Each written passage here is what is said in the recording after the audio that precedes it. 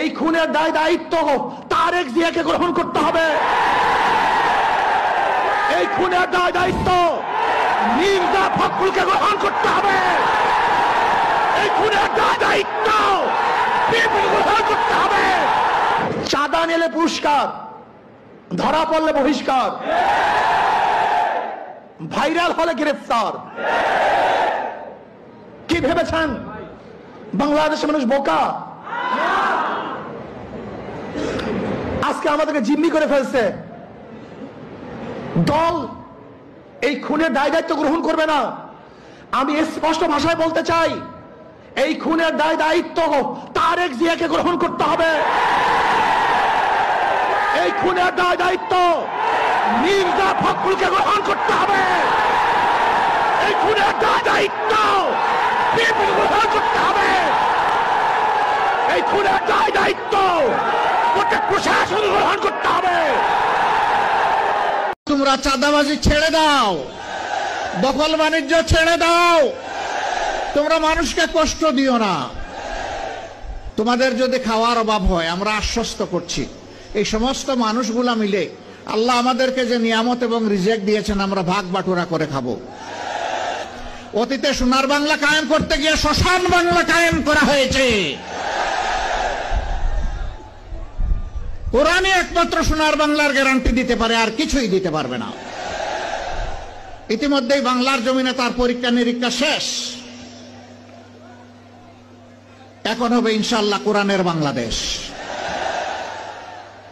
যারা কোরআনকে খণ্ডিত করতে চান অথবা সহ্য করতে চান না, তাদেরকে আমরা বিনয়ের সাথে বলতে চাই, এ দেশের আপামর জনতা বাঁচতে চায় কোরআন বুকে নিয়ে, মরতে চায় কোরআন বুকে নিয়ে, আল্লাহর সামনে দাঁড়াতে চায় কোরআন বুকে নিয়ে।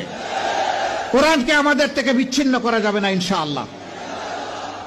এই দেশে যতগুলা ইসলামী দল আছে, সবগুলার দিকে আপনারা তাজা চোখ দিয়ে তাকিয়ে দেখুন।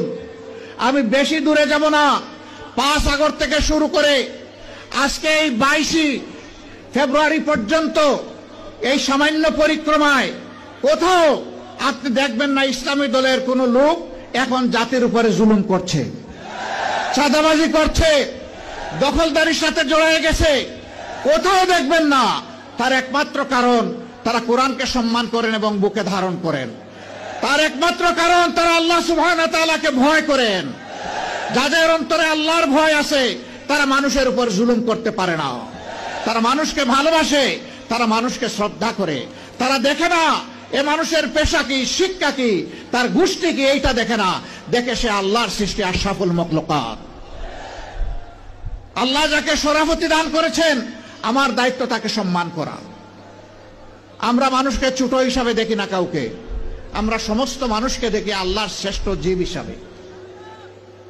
বিএনপির বিরুদ্ধে কোনো কথাবার্তা বলতে হলে সাবধানের সাথে অজু করে কথা বলবেন।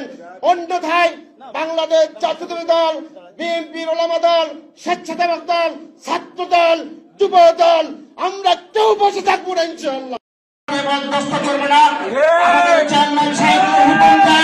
আমরা তোমাদের